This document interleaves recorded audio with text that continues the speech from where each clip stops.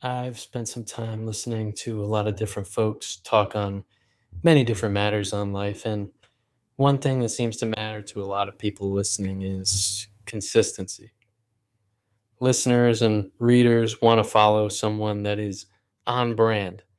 If someone ever changes their mind or shifts positions, people lose their minds. It's inconsistent with the message the person said previously. How hypocritical. How can I talk to someone who says one thing one day so firmly and then the opposite the next day so firmly? But I'm personally a fan of killing my darlings.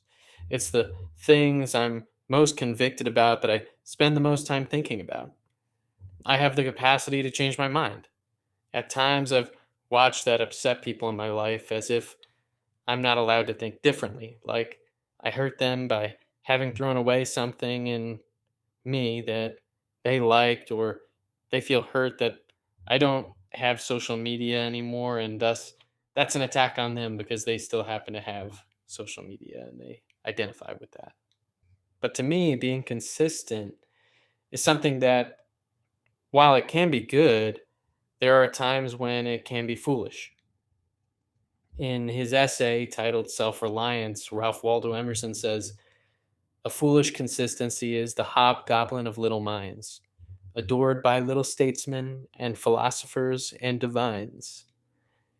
Emerson wasn't arguing against showing up for work or keeping promises or anything like that. He was criticizing the lack of flexibility and following of past ideas or habits simply to avoid contradicting oneself, because we're also afraid of that.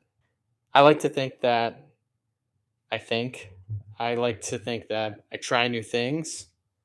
I like that I grow. I like that I learn and evolve with every passing day. When I think, naturally, I come into conflicts and I wrestle with them. In 2017, I was telling myself I needed to improve my health, and at the time, I decided to go into veganism. And I gave it a good, honest try. I made a lot of pivots during my vegan trial, and I was very determined at the time. I was not passive about holding the title, I was aggressive. But as my health degraded, no matter the pivots I made, I came into conflict. I fought with myself. I was between holding on to something or accepting that I had made a mistake and I can move on, having learned from taking that path. And so I accepted it, and it can really sound like I was defeated or like I retreated, given how strongly I held the position. But I needed to give it my all. I needed to really believe it, to give it the fervor, to really, really go for it. I was willing to be wrong, though, wrong about something I was so hardcore about. And to me, there are stubborn people who never change their minds.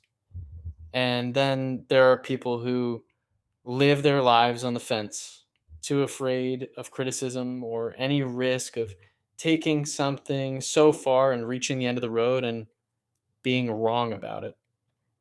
They'd just rather be safe. So, do I be stubborn and keep bashing my head into the unbreakable wall when I've already learned it's unbreakable, not accepting the reality? Or do I never bash? Do I never learn, never to venture into any sort of risky territory, never to break out of the walls of the house that hold me?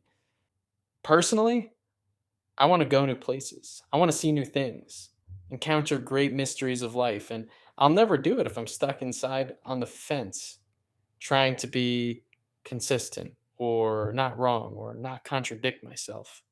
And this also leads me to an alternative, which is potentially being double minded. So, this is doing or saying one thing while doing or saying the opposite thing. This is, of course, bad. If I say stealing from the cookie jar is bad, but I take from it when no one is looking. But I could say, well, maybe I should just be consistent. And I could decide that it's better that I just stop telling people not to steal from the cookie jar so I can continue doing it. At least that's consistent. It's funny how I can come to that conclusion. This is now obviously getting to an area where being consistent is obviously wrong. But if we flip this and say, okay, let's stop stealing from the cookie jar and advocate for others to do the same, this is suddenly all fine and dandy. It's a good consistency. So you could see how I'm not necessarily against consistency, but there are good and bad consistencies. There are also oblivious consistencies, which I think is mostly what I'm talking about. I used to work at a job where a manager repeated again and again and again for our work to be consistent. And so my coworker and I responded very differently to that. My coworker flew the consistency flag. She wore it on her sleeve in every single meeting. She went around jumping into other meetings and basically just tried to get everybody on the same bandwagon. Her job became being the consistency advocate for the work we put on, for the work that we put out with our teams. Meanwhile, I know for sure I annoyed the two of them. I said we spend all of our time and even taking time from other people to make things consistent. But there are ways we can verify if our work is correct, true, or good for the customer. There's sort of a path that we could take to potentially determine if our work was good or not. We're making screens for software, right? So we were able to test those kind of things. That was never a metric that followed them into meetings. Testing our product that we gave to the customer didn't matter that much to them. We were putting all this never-ending work into making our software behave and look like other software or other parts of the software, just because it ensured that the software matched the rest of the software. It looked like it belonged to the same system. But why make A, let's say we have a screen A look like screen B, and not screen B look like screen A? It was really just dependent on whoever was making the decision at the time. Because of this, my coworker, her work was never done. She would make screen A in our software look like screen B, and then suddenly a new source of truth came along, and even though she had already made screen A look like screen B, she used up her time and resources and got a bunch of other people's time and resources to make screen A look like screen B. Now she'd have to make it all look like screen C, which was not existing before, but is now a new source of truth. And soon it'd need to look like a new screen, screen D. And this was going on for like multiple screens at a time. So naturally, she was so frazzled every single day, every single minute that she was in the workplace, all because she was chasing consistency rather than finding out what the right thing was. For me, when I try something, I'm open to making a mistake. I identify that screen A isn't good enough for reasons X and Y. Maybe I was for screen A at some point. So what I'll do is I'll create screen B, fully acknowledging that it might not be right forever.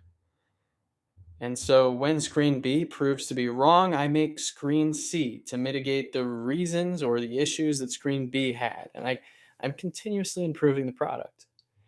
It's getting better every time. And I can be confident in that, right? You can say, well, this guy just looks like he's wrong all the time. He's always wrong. He makes the new screen. How does he look that much different than his coworker? But it's improving. It's going somewhere, right? There's from the outside, it might not be clear, but there's a why, right? There's a why that one coworker has and the other doesn't. So basically, I'm just advocating for don't go in circles. Don't respect people for at least being consistent. Get the hobgoblins out of your little mind. I hope what I had to learn has you thinking differently. Thanks for hearing me out.